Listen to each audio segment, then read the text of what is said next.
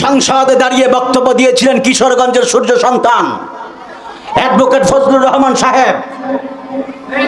যখন তিনি ওলি আল্লাহদের পক্ষে সম্মানগুলো নিয়ে সংসদে তিনি দায়িত্বহীন কণ্ঠে বক্তব্য দিয়েছিলেন, তাম বাংলাদেশের মধ্যে যত ওয়াহাবি থেকে শুরু করে আহলে হাদিস থেকে শুরু করে যারা ওলি আল্লাহ বিরোধী, তরিকত বিরোধী মানুষগুলো রয়েছে, সুন্নি বিরোধী মানুষগুলো রয়েছে, এদের অন্তরের মধ্যে ভূমিকম্প সৃষ্টি হয়ে গেছে। ঠিক কিনা বলেন?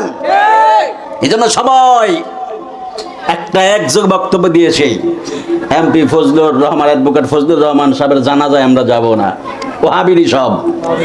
আর আমরাও সেই সমস্ত বাতিল ফিরকা ওয়াহাবি ভণ্ড মৌলবীদেরকে বলতে চাই, আমাদের কিশোরগঞ্জের সূর্য সন্তান যিনি তরিকতের পাগল, ওলি আল্লাহর পাগল, আমরা তোমাদেরকে বলতে চাই তোমাদের মতো ওয়াহাবিদের তার জানাজায় অংশগ্রহণ করা লাগবে না। আমরা লাখো কোটি সুন্নি জনতা রয়েছে যারা মাথায় তুলে অ্যাডভোকেট ফজলুল হক সাহেবকে আমরা মাথায় তুলে রাখবো। কথা বলেন ঠিক কিনা বলেন? ওয়াহাবিদের একটা পিচ্চি ছেলে আছে, নাম হচ্ছে জোবায়ের আহমদ তাসরি। ও ফেসবুকে লিখেছে, কয়ে এই ফজলুল হক সাহেবের তার জানাজা আমরা অংশগ্রহণ করবো না। এই ছেলেটাকে আমি কয়েকদিন আগেও ধরেছিলাম, কিন্তু সে কোনো জবাব দেয় না। তাকে ওই দিনও ধরেছিলাম, পিচ্চি ছেলে, ব্যাপাকে কতবার ফেল করছে, সেই ছেলে ফেসবুকের মতো লটর পটর করে।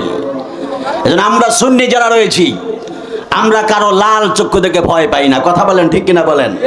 বাবা শাহজালাল কি ভয় পেয়েছেন? গাউসে পাক আব্দুল কাদের জিলানী ভয় পেয়েছেন? খাজা মাইনুদ্দিন চিশতি আজমিরি ভয় পেয়েছেন?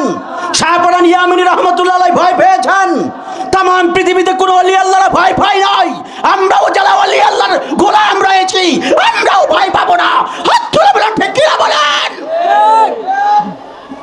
তাম পৃথিবী আমাদের বিরুদ্ধে চলে যাও, আমরা ভয় করব?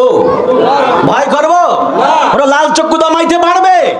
ওলি আল্লাহর কদম থেকে নিতে পারবে? অন্তর থেকে নবীর মোহাব্বত দিতে পারবে? কেউ পারবে না। ইনশাআল্লাহ বলেন, আর জোরে বলেন ইনশাআল্লাহ বলেন। আমাদের যেমন ঈমানি পাওয়ার রয়েছে, আমাদের কোরআন এবং হাদিস